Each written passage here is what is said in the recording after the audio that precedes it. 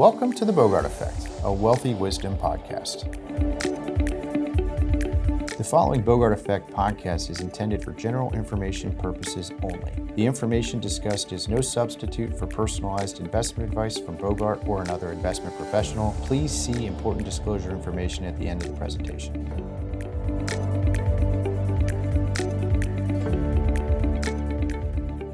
All right. Good morning, everyone. Thanks for joining us at the BOGART Effect. Today, I've got Jung with me, and we want to talk about finances and mental health. Coming off of May, which was Mental Health Awareness Month, we're acutely aware that there really is what I would describe as an intimate relationship between someone's finances as well as their mental health, and very much so, their mental health can be directly impacted by their finances themselves. So, Jung, thanks for taking some time this morning. Thank you for having me. Why don't we talk a little bit about some of the statistics here? Like, what is the reason for this discussion? Right. So I think mental health is an extremely important topic, especially when it comes to finances. And I think there's a huge correlation between mental health and financial health and vice versa. So just want to start off with some statistics here. About 65% of all adults who say money negatively impacts their mental health said it was caused by economic factors. And these are all, according to Bankrate, by the way. Money-related issues negatively impacting mental health is difficulty paying for everyday expenses, with 59% of respondents saying it has a major impact on their mental health. Middle generations are more stressed about money over younger and older generations, with 54% of Generation X, who are 44 to 59, and 50% of millennials, who are 28 to 43, reporting that money is a source of stress. Women are more likely to experience financial stress than men. 51% of women said money has a negative effect on their mental health compared to 42% of men. Those are staggering numbers when you think about it. And candidly, I think it's getting worse. I agree. And so we do a lot on the retirement planning side. And so a lot of the customers that we're working with are probably more in that Gen X baby boomer range. And even then we see the financial stress. And I would tell you, just watching how markets perform, you can tell how comfortable someone is financially. Those that typically are much more, let's just say, reactive to the market environment, clearly are less comfortable with their financial position. And of course, This is someone that I would say is a little later stages of life. And then I compare it to those that are really more in that accumulation phase. The financial stressors are very, very different. When I think back to my 20s and into my 30s, like, those are hard years. Obviously you're trying to figure out life. But when you think about like what everyone else is doing, that keeping up with the Joneses mindset, and then now compound it with social media, like, I actually think that we're now dealing with some of the most financially illiterate generations we've seen ever. And by the way, this isn't just in the United States, this is everywhere. Yeah. And so the reality of it is that when you think about, like, especially in your 20s, every marginal dollar is chipping away at what you're bringing in. And on a relative basis, you're not making a ton of money usually. So then it becomes like, all right, well, how do I live the life I want to live? But at the same time, too, I don't have a whole lot of financial resources and able to do it, which is, I think, compounding the data here. I completely agree. And I also am very concerned about the millennial generation, even younger than that. We work with a lot of clients who are retirees and who have older children that are in college, or some even grandchildren that are in their school years. So social media has really impacted the way these kids grow up. And now the parents are having to continue to take care of them in their college years because they're not post-college years. Yeah. I mean, the percentage they're not empty nesters yet. Right. Yeah. So they graduate college and then they go back home, or they stay home. And so there's a lack of, I believe, intervention early enough to teach what finances is really all about. Just the fundamentals of. Well, and I come back to this word, literacy, right? Like, and a lot of life is around direct intent focus, like thinking about things intentionally. And it's very easy to have all of these other triggers and pressures, right. no matter what the phase of life is. And so when I think about like triggers that are catalysts for financial stress, in a lot of instances, it's a life event that kind of accelerates the impact on mental health. It would be loss of a job, it would be death of a loved one, it could be a significant other, it could be a parent or even a child. Right. Those can be triggers. I would think even an inheritance in itself can create financial stress, right? Like you would think that obviously it's an emotional time, someone you love has passed away, but you now have an influx of money. There's pressure associated with that as well, right? And interesting statistic, but less than 25% of those that inherit money still have that money 15 years later, right? It's like the lottery. Well, it is, right? So they spend the money, right? And that's where it's a very active conversation around, what is the purpose? What is the intent? What are we trying to accomplish here? When I think about the effects that these financial stressors have, let's get into some of that a little bit. It's money's intimate, right? And I think in a lot of instances we see where money has a direct correlation on those that we love. I could speak for my household. Finances are probably the number one argument point, it's alignment, right? And what I've found is my wife has made the comment to me that's women's statistic is like spot on and it hits home where she feels like she doesn't know. And then on the flip side, I get frustrated because I'm like, well, I've done everything in my mind to educate you, right? And by the way, now what we do is a monthly like business meeting, right? Where we come tomorrow's our day, but we're going to sit down, have lunch, and go through the finances, go through our goals, go through the expenses. What are we projecting is coming up? Like, so she has that alignment. But even still, she'll make comments about how she doesn't know. Right. And I'll admit, in our case, like I'm a business owner, so like to an extent, there's stuff I don't necessarily know, right? Like I won't know until the end of the year, right? That's part of where we are. But I think when I think about the stressors associated, and I kind of age band it first, right? Where we talk about the Gen Zs, we'll talk about the millennials, we'll talk about Gen Xers, talk about baby boomers. All of them have financial stressors that impact mental health. Where I think it's important to come back to, and we'll get into some of the things that can be done, but it's understanding where you are in life. Like when you're in an accumulation phase of life, like that's one segment, one subset of things that we need to be prioritizing. When you're in that deaccumulation phase of life, like that's a completely other one, right? And making sure that we're aligned, not only from a financial planning perspective, but even an investment and risk perspective, absolutely should be an imperative part of that conversation. Some of the things, you made a comment when we were prepping that I wanted to make sure we emphasize.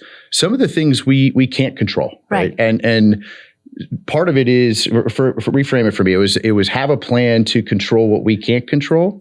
So whether we're talking about finance or mental health, we want to try to mitigate the risks that we can control. Okay. That was it. So, so try to have a plan or a reaction, or however you want to address the risk that you can control. And the rest, there are always going to be things that you can't control. There are going to be life events. There are going to be market events that you just can't control, and you want to have a plan for those things as well. Well, and that speaks in so many different levels. I mean, we're planners at heart. I would say that there are, on a daily basis, things that are very much within our control. Like the time you wake up every day, like that's an example. You can control that. Or what you eat, you can control that.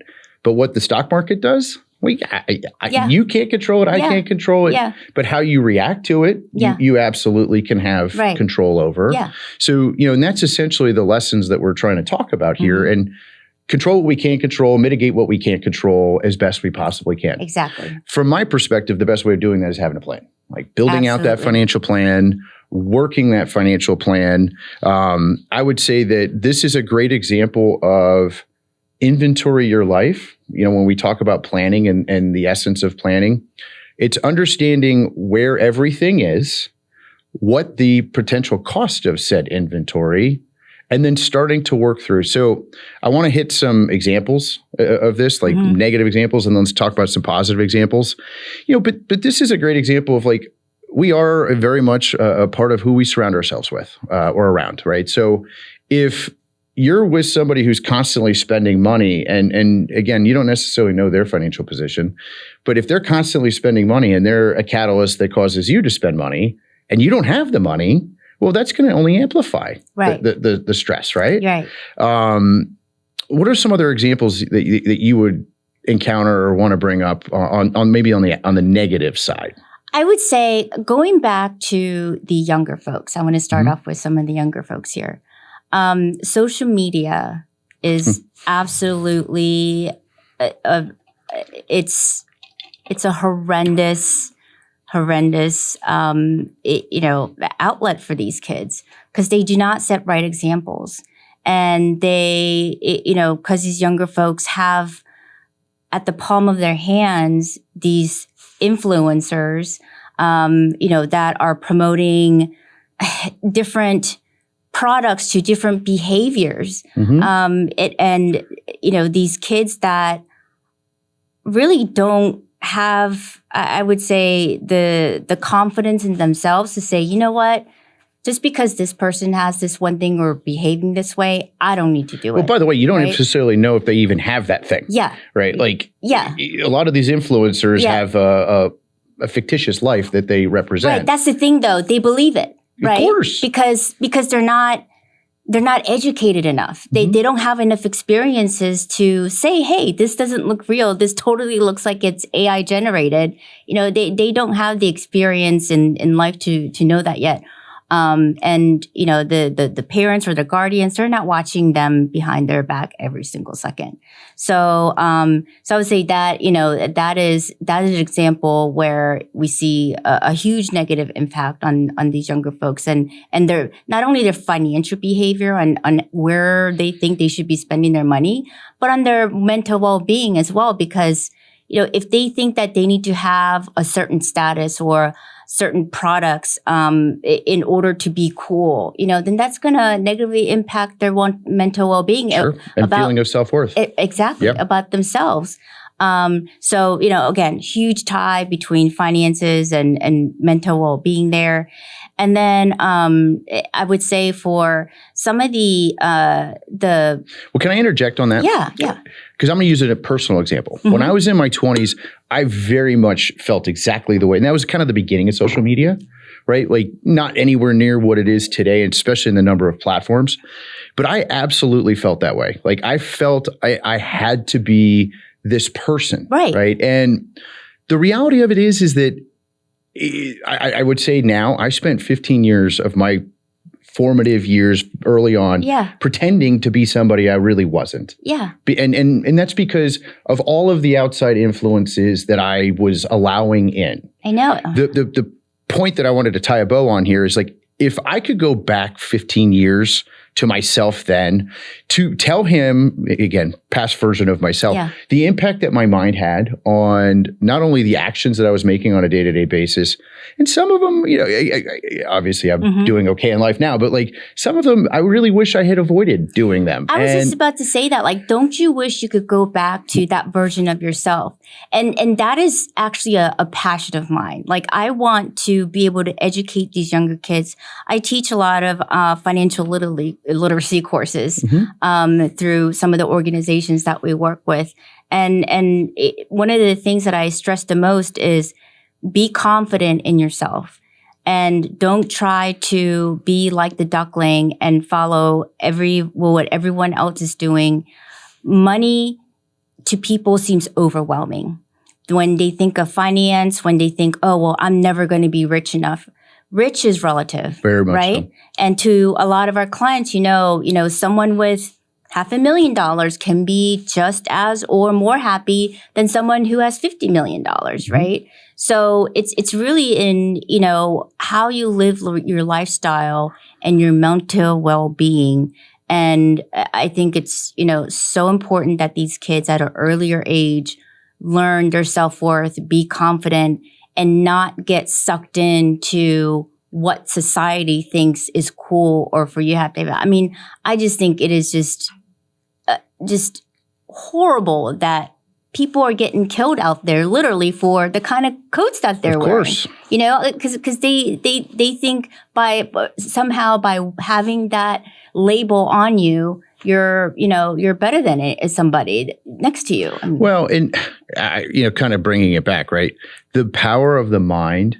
I mean, this is directly related to what we're talking about right now, but like the power of the mind and where your mental composition is, candidly, I'd say reflective of no matter what age you are, exactly, has a direct impact on your mental health and wellness. Yes. And that's where I come back to like, what are the things that we can control? And some of these bad examples of what we're seeing. I mean, and I completely agree. By the way, you say social media at the younger generation, but I actually think it's just as much impacting some of the later generations as well. Everyone, yes. I agree.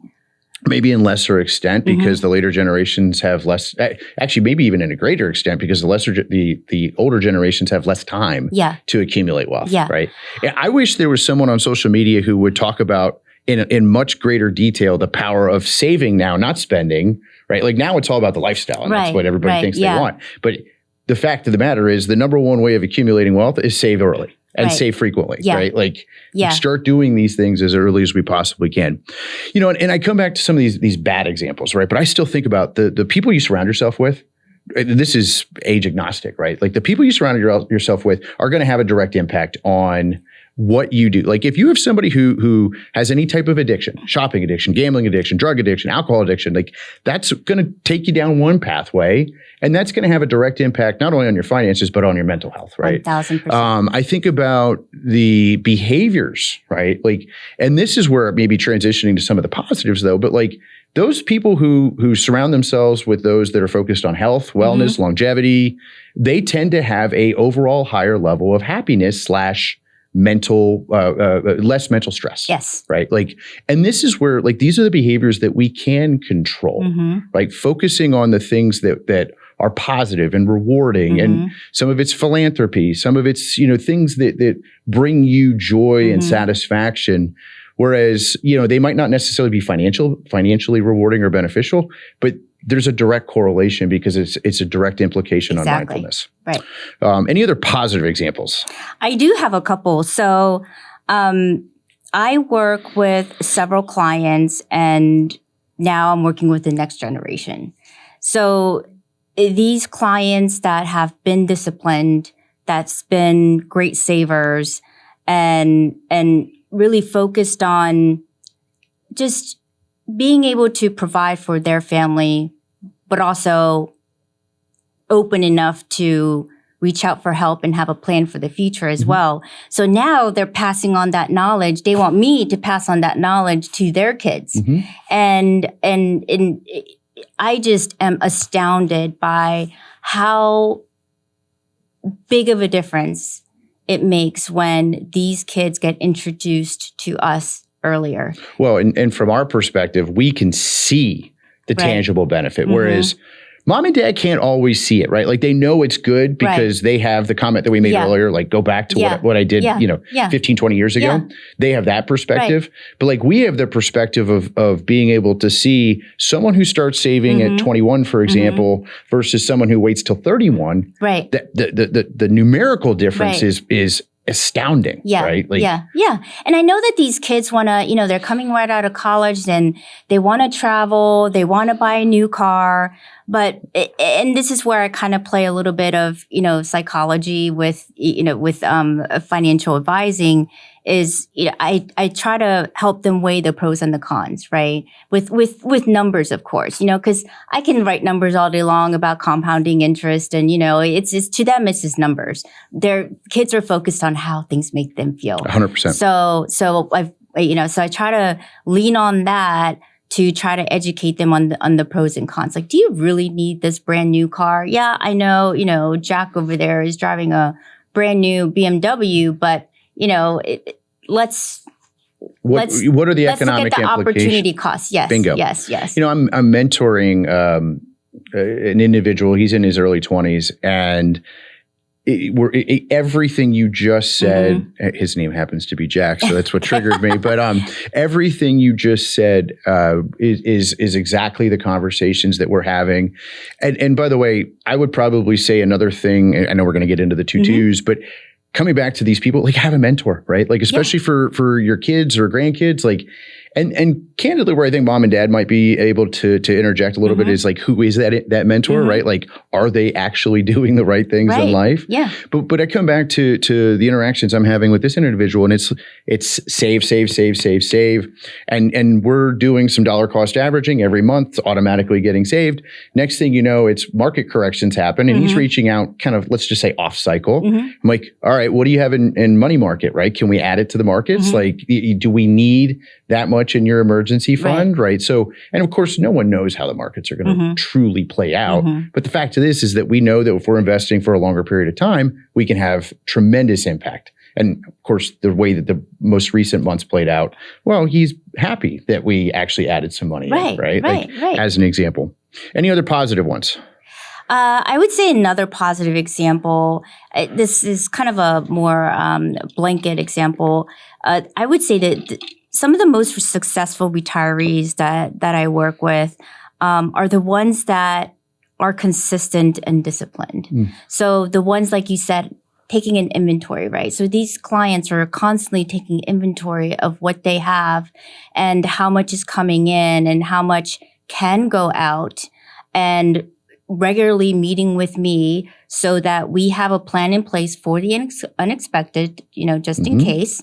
And being open-minded to my advice and the courses of actions that we could possibly take just for the what ifs, and also having a plan in place for the things that they do want to accomplish. Did they want to be able to provide for their grandchildren's education, or they want to take a very lavish trip because they are so disciplined and they have control, which I think is I want to stress that word, control. We can plan, we have space to be able to plan for other things. Yeah, I love that.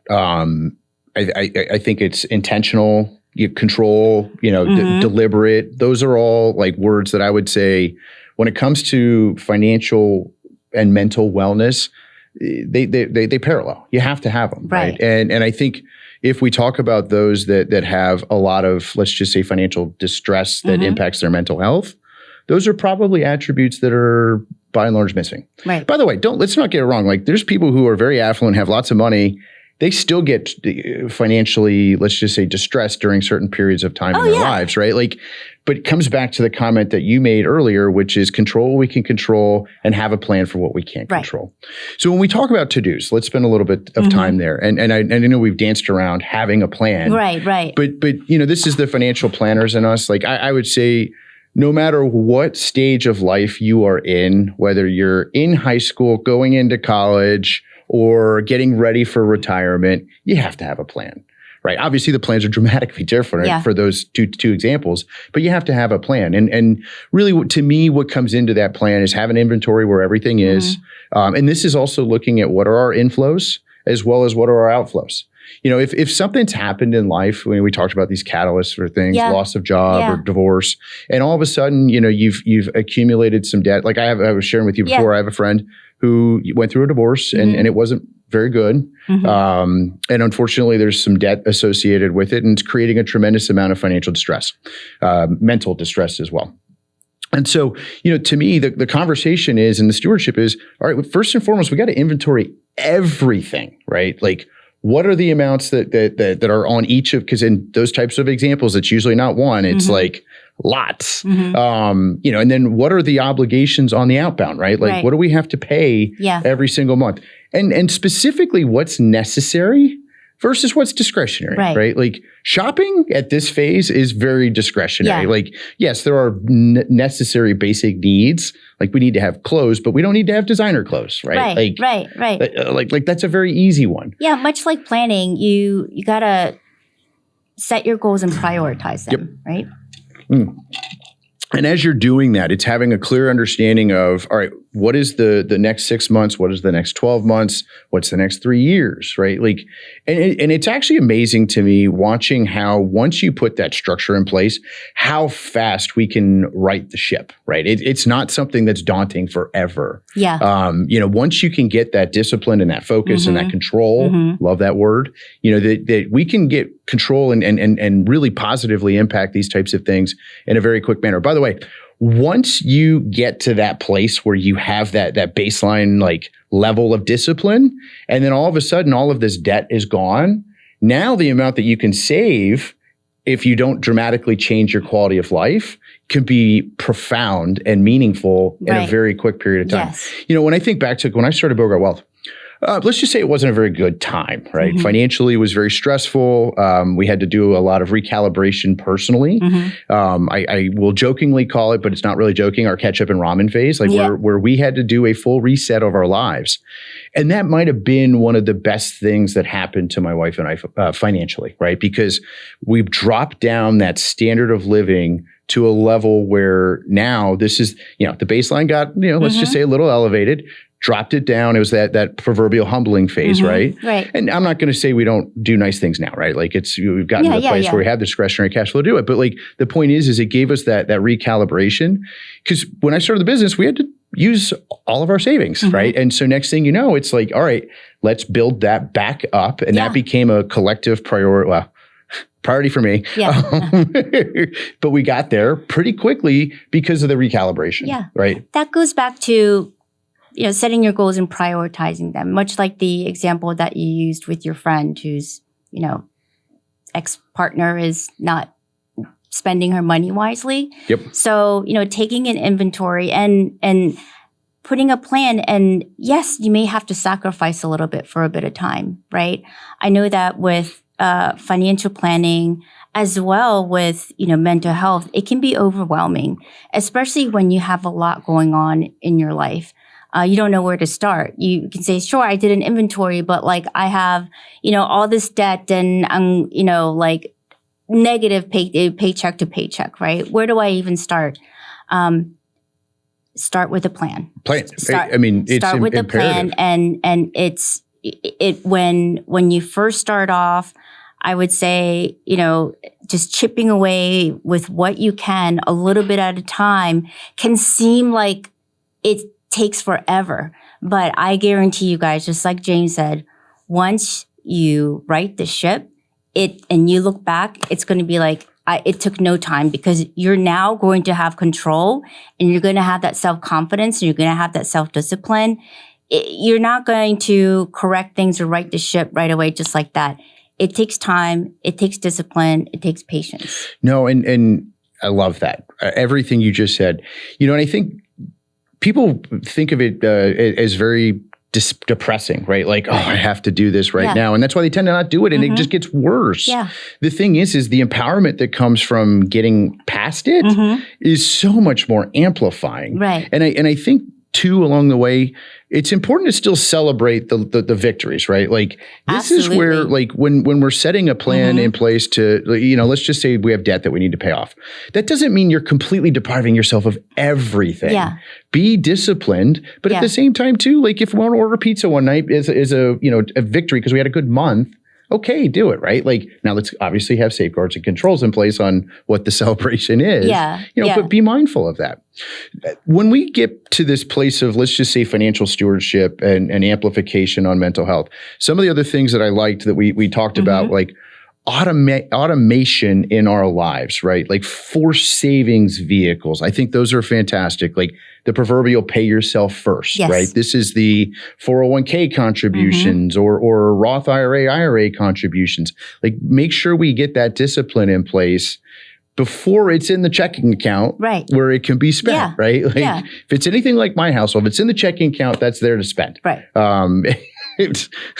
And so I'm mindful of what's in the checking account, right? And it's simply because I want to make sure that we're hitting all of our other goals along the way. So that automation is very, very important. The other one you mentioned that I really loved was spot triggering. Like what is triggering you? You want to talk about a little bit about that for a second? Absolutely. So as you're trying to gain control of whether it's your finances or your mental health, be mindful of the things that can trigger you. Whether it be anxiety or whatever triggers you to sleep less, eat more, whatever that is going to carry you away from being present and not where you normally are. So have a plan for that, yep. right? Let's say you have a propensity for, I don't know, very expensive shoes or watches, right? I would say, okay, some of the things that you can do to control that is not go into the stores. and if you do or turn off social media. Yeah, like if there's, right. admittedly, right? Like if I'm on social media and right. I see something that I would want, like, okay. Yeah. Now, admittedly, like there are certain examples coming back to these positives where if that becomes a goal and you can build the framework in place for something like the shoes, you really want that pair of shoes. By the way, I have what I call a 72-hour rule on any purchases. If it's over $500, I wait 72 hours to buy it. And that's my just discipline. Right. Like if I still want it 3 days later, okay, then and I can afford it and it's a reasonable purchase, then I'll go do it. By the way, I do the same thing for gifts for my wife. She doesn't necessarily know this, so but it's like if this is something where I know she wants it, let's just say it's something that she would like for her birthday or anniversary, whatever, I still wait 72 hours before I go buy it. No impulse shopping. And being able to get that under control was impactful, right? Because the thing that's interesting, by the way, 500, it used to be 100. Right? Like I have escalated my threshold a little bit. But what I'm acutely aware of though is as I've done that, now all of a sudden the impulsive things that I were buying, by the way, it adds up super quickly, right? Like now all of a sudden the credit card bills are consistently lower and like you're able to get a little bit more of that control. Now, if I could get a safeguard in Amazon, life would be a lot better. I know. Most of us, yeah. Amazon's like the black hole for us. Yeah. So, but to me, the point that I'm making right now is around mindfulness and awareness, like being deliberate in that process. But coming back to it, I think having a plan is imperative. No matter what phase of life that we're in, it has a direct impact on not only your financial well-being, but I would say your mental well-being. Emphasize the point you're not alone. This is something where I would say the statistics support it. The overwhelming majority of the population gets financial stress and it directly impacts their mental health. I do think having that plan will be a very big part of it. But most importantly, if you need more resources, there are plenty of numbers to call. 988 is the one if you need immediate help. Right. And most importantly, I would say lean on your network as well. There's people I'm sure in your lives that love you and support you. Let's make sure that we're collaboratively working on mental health and wellness. Jung, thanks for the time today. Really appreciate it. This was a great. Yes. Thank you.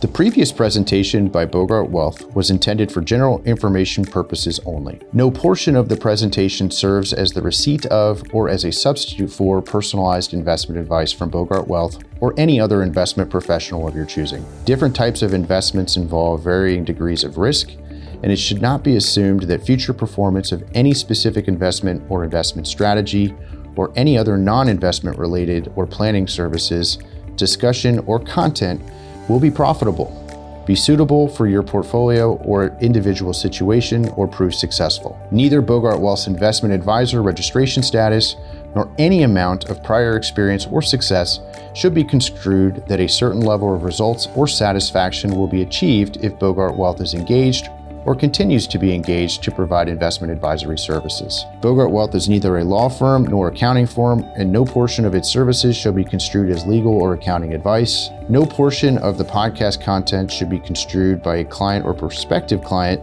as a guarantee that he or she will experience a certain level of results if Bogart Wealth is engaged or continues to be engaged to provide investment advisory services. Copies of Bogart Wealth's current written disclosure brochure and Form CRS discussing our advisory services and fees are available upon request or at www.bogartwealth.com.